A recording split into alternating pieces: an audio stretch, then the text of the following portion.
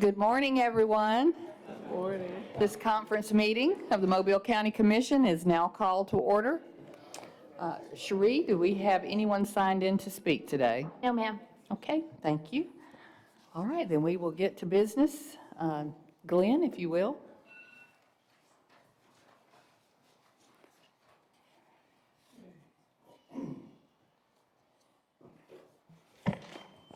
Number 1, approve the minutes of the regular meeting of June 12, 2023.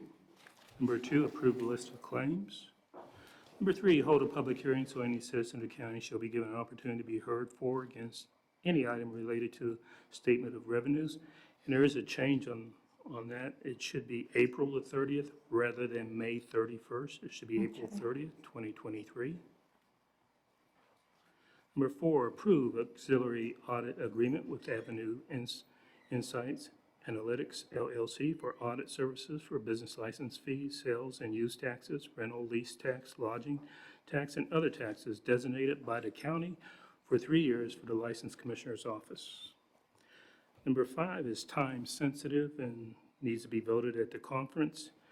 Vote at the conference sponsorship agreement with the Boys and Girls Club of South Alabama, Inc., in the amount of $2,500 from the District 3 Commission funds for its Wishing to Go Fishing event on Saturday, June 24, 2023. So moved. Second. Okay, that one stands approved. Number 6, approve a sponsorship agreement with the Dumas Wesley Community Center, Inc., in the amount of $1,200 from District 1 Educational Funds for its 120th anniversary fundraiser. Number 7, approve appropriation contract with the Innovation Portal in the amount of $19,000 from District 1 Education Funds to create a guide on how to start a food-based business in Mobile County. Number 8, approve appropriation contract with the United Methodist Intercity Mission in the amount of $10,000 from District 1 Education Funds for its after-school tutorial and summer enrichment program at Taylor Park Community Center. Number 9, authorize advertising of bids, Levert Building wall repairs. This project was previously advertised for bids, however, no bids were received. What is the projected cost?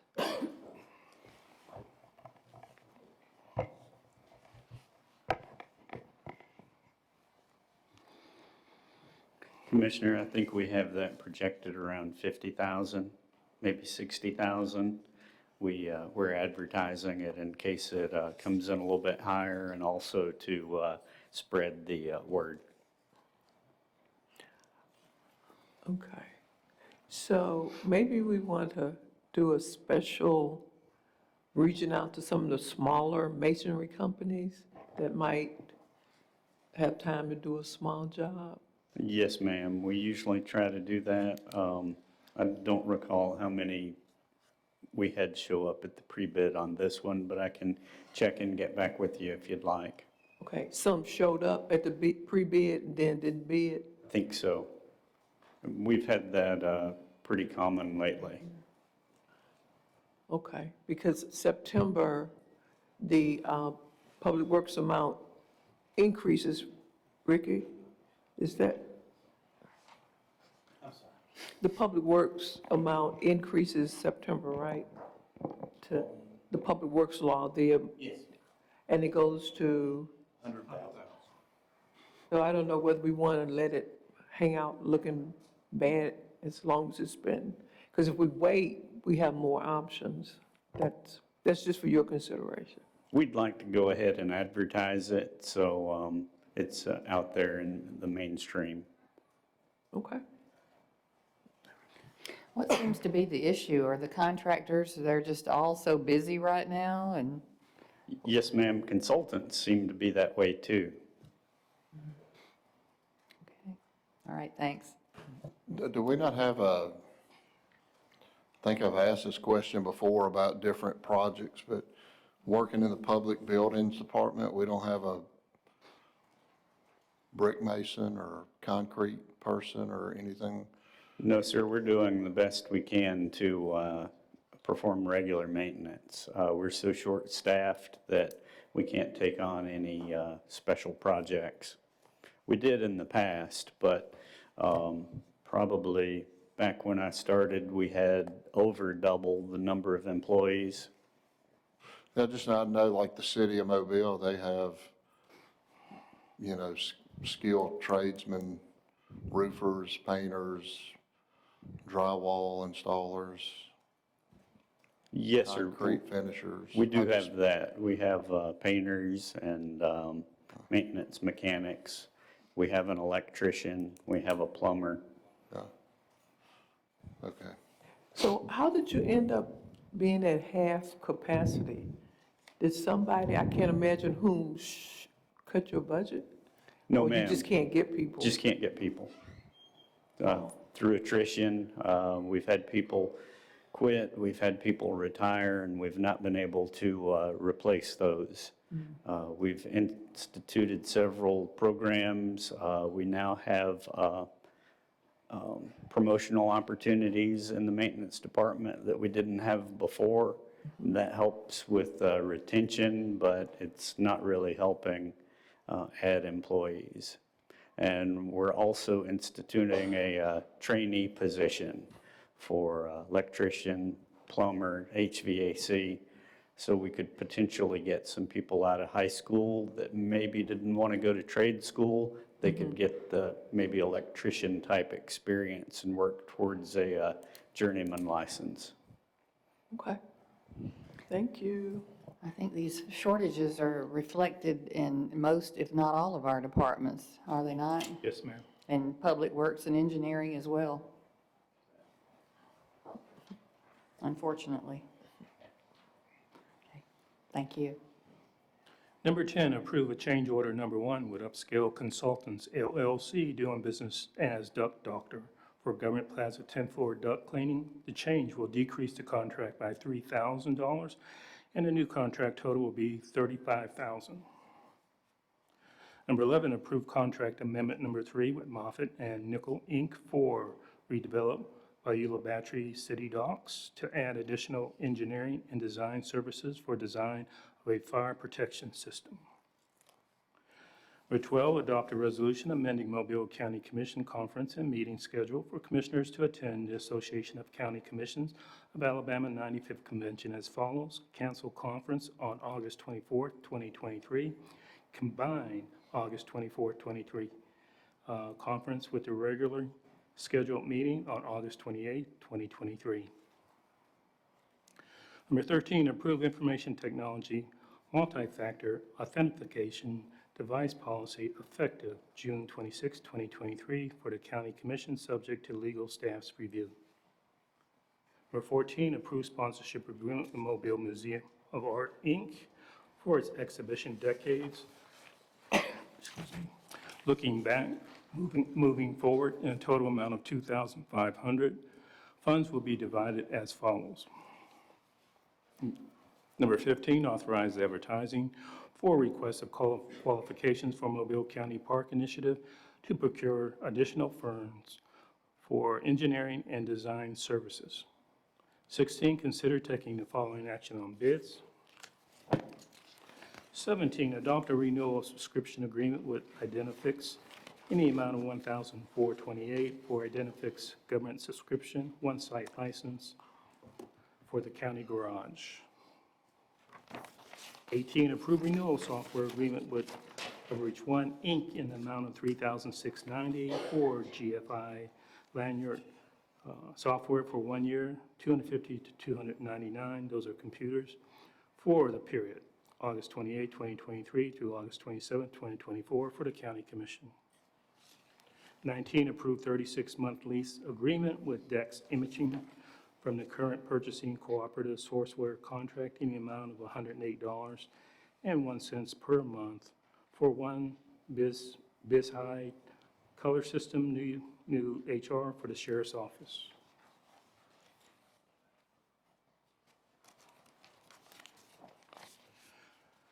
Twenty, requests of the Sheriff's Office to add one internally purchased vehicle to their fleet, and this addition vehicle will not increase their fleet as follows.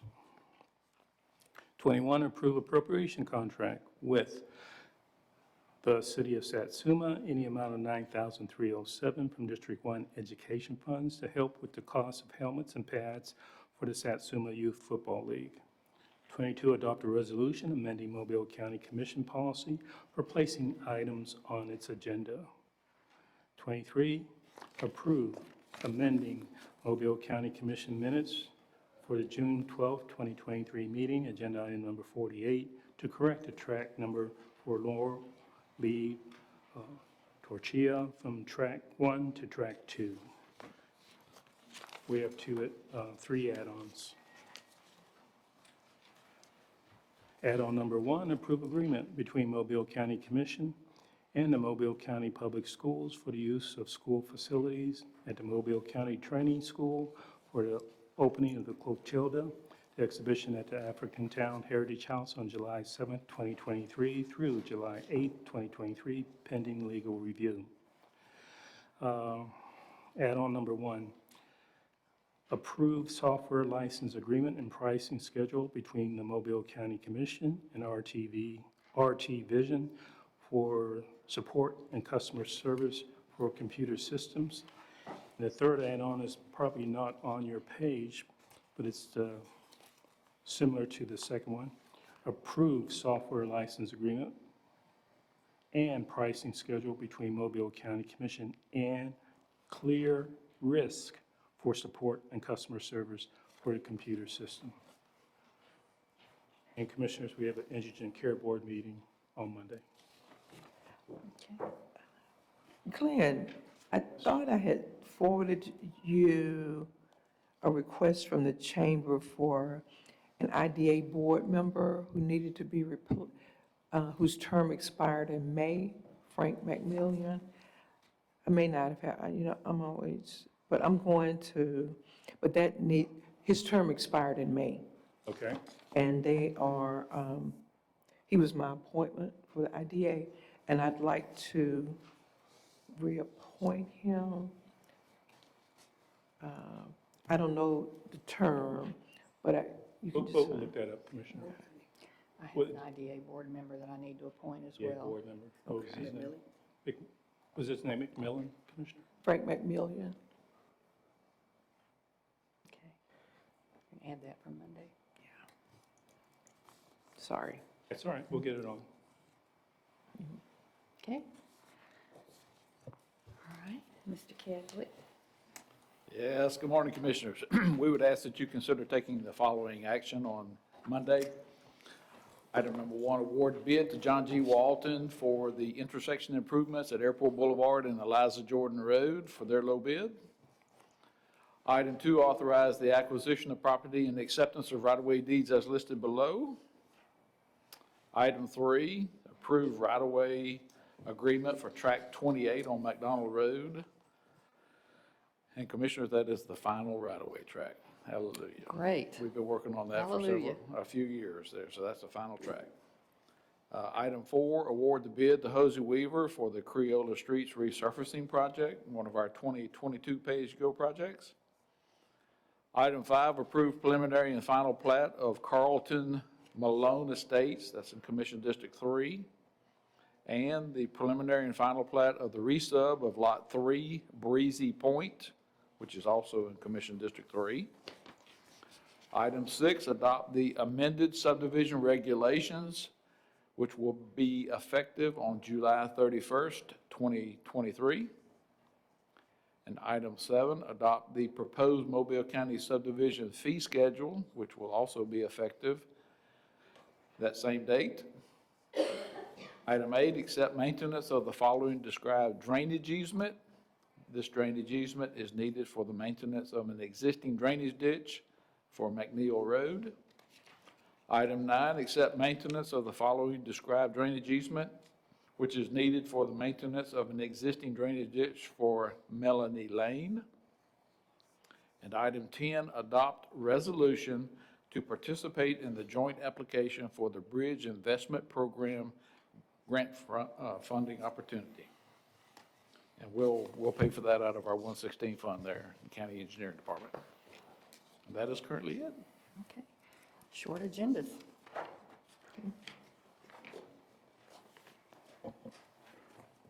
Do we, any comments or anything to add, commissioners? I would like to have a conversation about, we've either hired or promoted an IT director and a grants director. And I'm just curious about this commission's desire to require those positions or the people hired in those positions to live in Mobile County. Because my understanding is they both live in Baldwin County. So I was just curious if we wanted to have a discussion about that and what our desire, or what our thoughts are, or what your thoughts. You know what my thoughts are. My thoughts are that they should be required to be residents of Mobile County if they're the director of the IT department and the grants department. So, Understood. yeah, I disagree. I don't support the residency requirement for that level position. And I'm in the middle, I guess. I support a residency requirement for new hires in positions of either deputy or director, or anyone, if they understand it is a condition of employment to move up the chain and move into positions of management, then they understand what would be required. And those individuals who have been promoted to those positions recently were not hired under those conditions. So, well, let me say this, Cherie and Ricky, Cherie particularly, Ricky, you chose to move to Mobile. Cherie, I want to be the first to apologize for you for requiring you to sell your home and move to Mobile County. I see no difference in someone being promoted, and we're treating employees differently. Just because you already work here, you can live wherever you want. And so I want to apologize to you, first of all, for making you sell your home in Baldwin County and move here as a requirement to have the job. And furthermore, I would like for the legal department, and I know Jay's not here today, to remove that requirement from Cherie, and she can live anywhere she wants. And I want to move on now to Christina, who lives in Baldwin County, who is desperately trying to move to Mobile because we required her to move here when we hired her.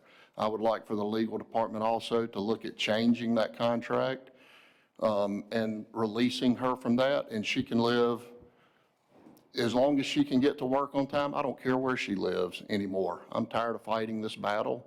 I don't think it's any different whether you work here now or whether you are being hired here as a new hire.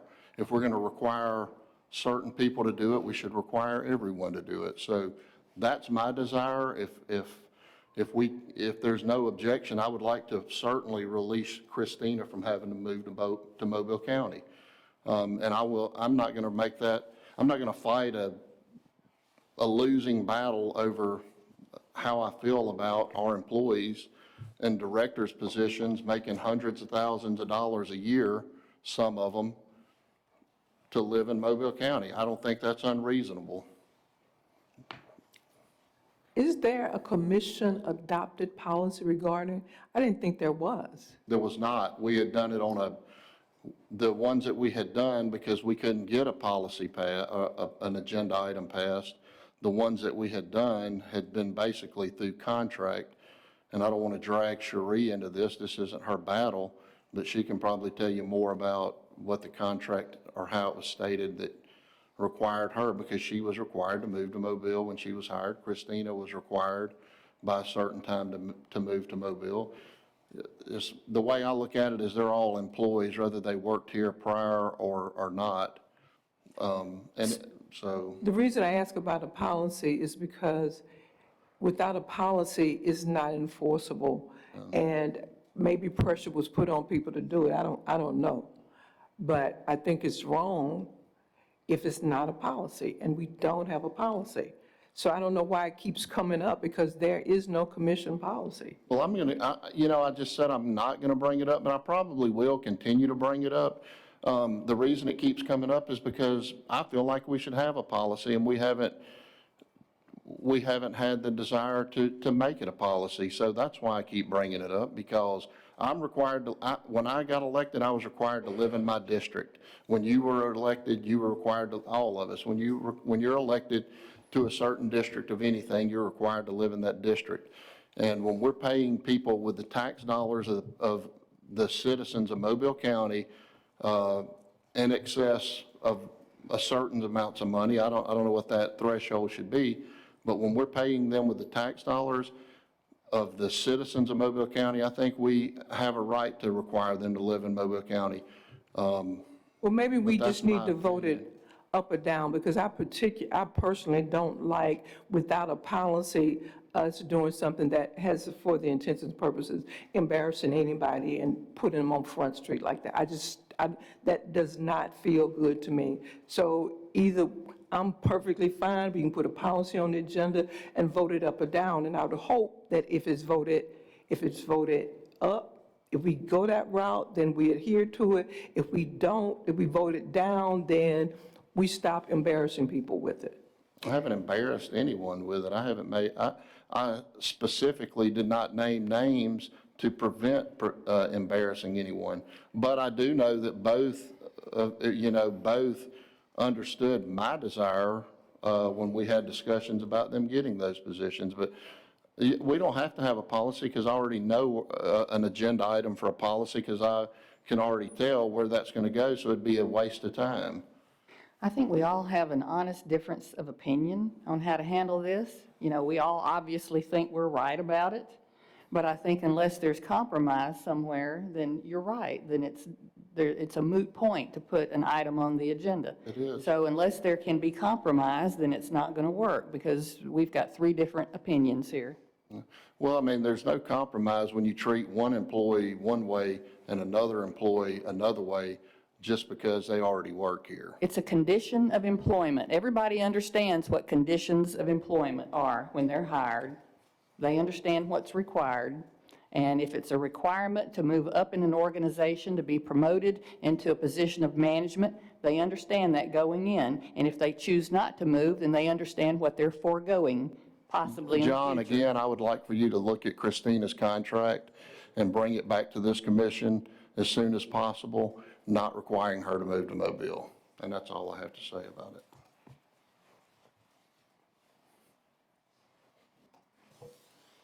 Did you have something to add, Brian? Commissioners, we're in discussions with the ACCA group about an ARPA application, and we believe we have a project that'll qualify. We're in further discussions with them, so there's a good chance we will ask for authorization to submit an ARPA application.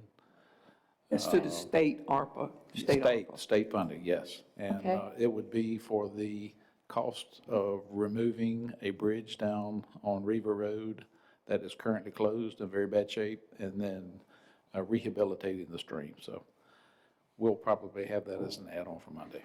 Okay, very good. Does anyone have anything else? If not, then we will stand adjourned until Monday.